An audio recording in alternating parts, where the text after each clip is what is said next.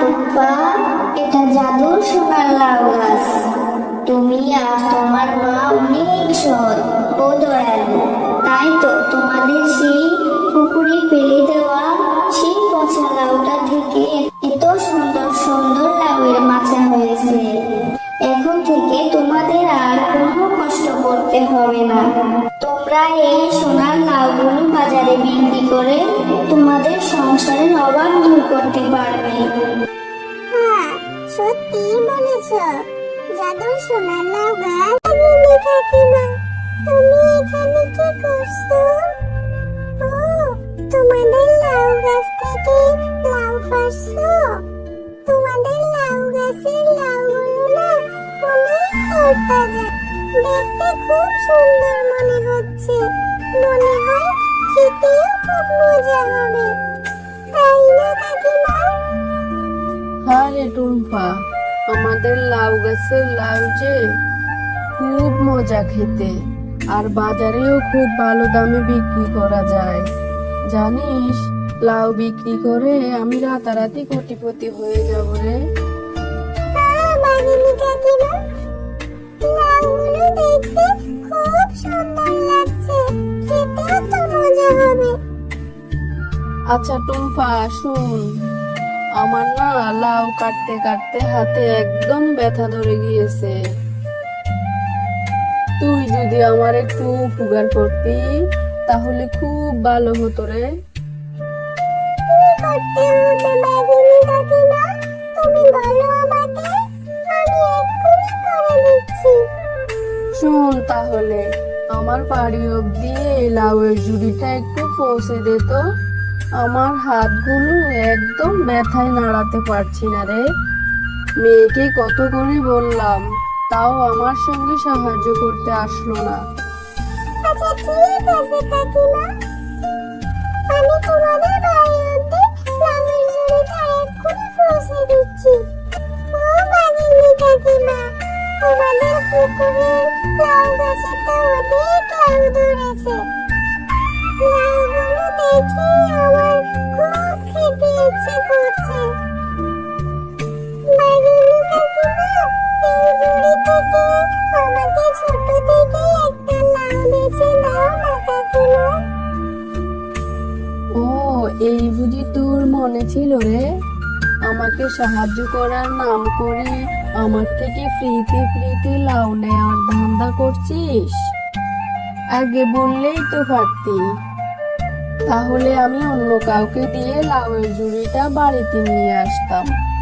বয়সটা ছোট হলে কি হবে, মায়ের চেয়ে বেশি শেয়ানা হয়ে গিয়েছিস। যত সব। মা, ও মা, টুম্পা যে কত কষ্ট করে লাউয়ের ঝুড়িটা বাড়িতে নিয়ে আসলো। ওকে এখান থেকে একটা লাউ দিলে কি হয়? আর টুম্পা তো আমার ভালো বন্ধু। টুম্পার মাও তো এটা ওটা কত কিছু আমাকে দেয় খাওয়ার জন্য। ওকে একটা লাউ দাও না মা। এই টয়া, তুই একদম চুপ করবি, বুঝছিস? বড়দের মুখের উপর একদম কথা বলবি না, বেয়াদব কোথাকার। আজকে যদি তুই আমার সঙ্গে যেতি তাহলে কি আর টুম্পাকে লাউয়ের ঝুড়িটা নিয়ে আসতে হতো? আবার বেশি বেশি কথা বলছিস, একদম চুপ করে থাকবি। ঠিক আছে কাকিমা, আমার জন্য তুমি তোয়াকে একদম বকো না। আমি এক্ষুনি চলে যাচ্ছি, আমার লাউ লাগবে না।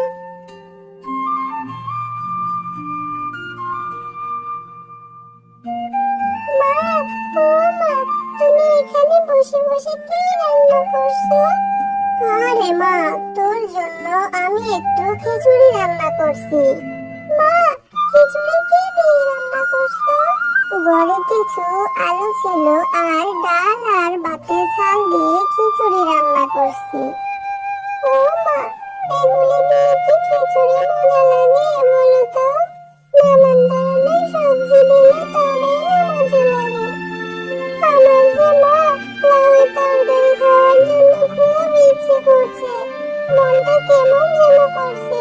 তুমি আমাকে একটু লাউ রান্না করে দাও না মা। তোর লাউ খেতে ইচ্ছে করছে, এখন যে বাজারে লাউয়ের অনেক বেশি দাম। আমি কিভাবে লাউ কিনে দিব রে মা তোকে?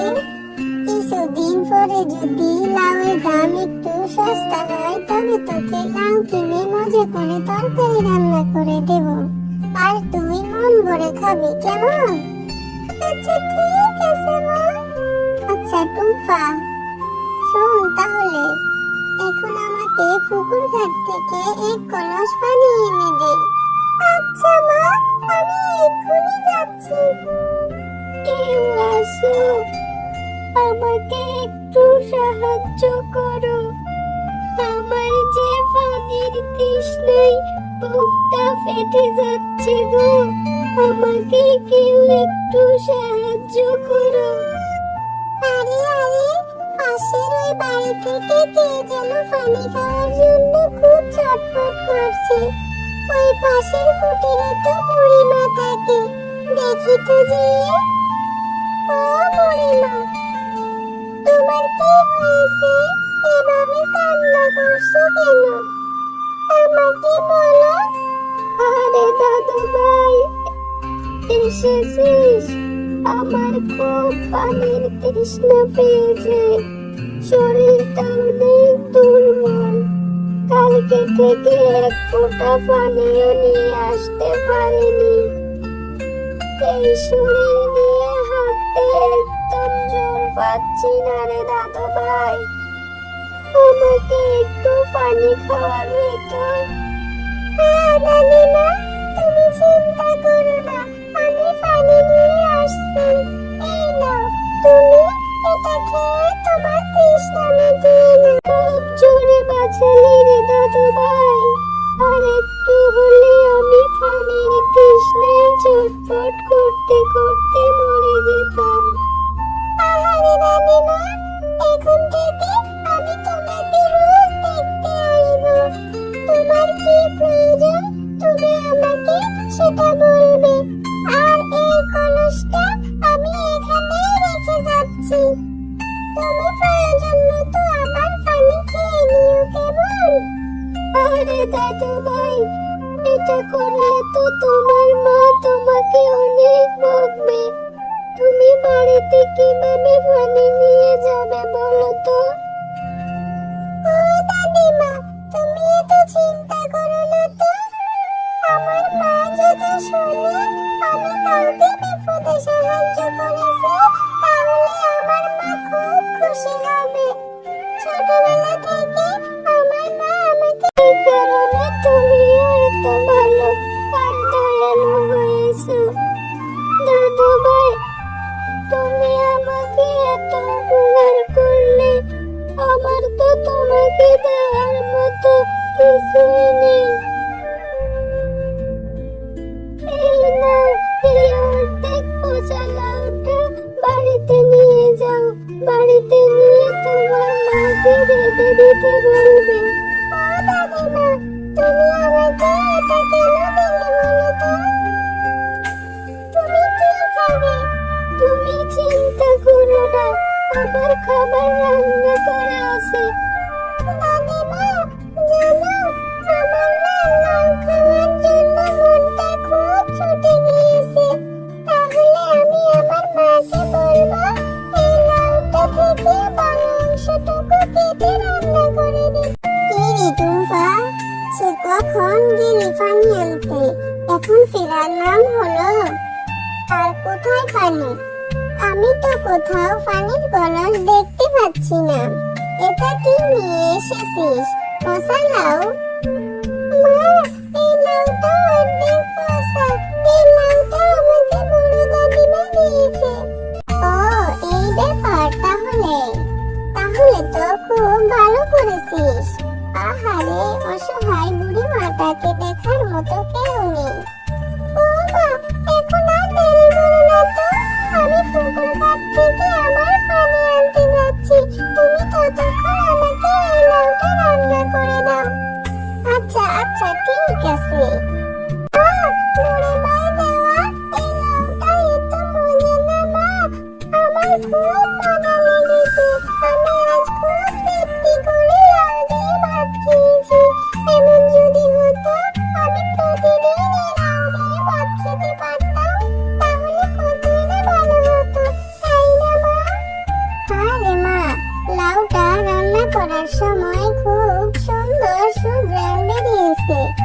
এখনই ভাবছি লাউটা নিশ্চয়ই খুব মজা হবে খেতে। তুই মজা করে খা। ও মা, বুড়িমা আমাকে বলেছিল অর্ধেক পচা লাউটা পানিতে ফেলে দিতে। আমি তাহলে এখন ওই পচা লাউটুকু পানিতে ফেলে দিয়ে আসি, কেমন? ও মা, দেখেছো বুড়িমার দেওয়া সেই অর্ধেক পচা লাউটা জাদুর লাউ ছিল। তাই তো সেই ফেলে দেওয়া লাউ থেকে এত সুন্দর সুন্দর সোনার লাউ গাছ হয়েছে। আরে মা, বুড়িমার দেওয়া সেই লাউটা নিশ্চয়ই জাদুর লাউ ছিল। তাই তো ফেলে দেওয়ার পরের দিনই এত সুন্দর সোনার লাউয়ের গাছ হয়েছে। হ্যাঁ টুম্পা, এটা জাদুর সোনার লাউ গাছ। তুমি আজ তোমার মা অনেক সৎ ও দয়ালু। তাই তো তোমাদের সেই পুকুরে ফেলে দেওয়া সেই পচা লাউটা থেকে এত সুন্দর সুন্দর লাউয়ের মাচা হয়েছে। এখন থেকে তোমাদের আর কোনো কষ্ট করতে হবে না। তোমরা এই সোনার লাউগুলো বাজারে বিক্রি করে তোমাদের সংসারের অভাব দূর করতে পারবে। হ্যাঁ, সত্যি বলেছ, জাদুর সোনার লাউ গাছ। এখন থেকে আমাদের আর কোনো অভাব হবে না।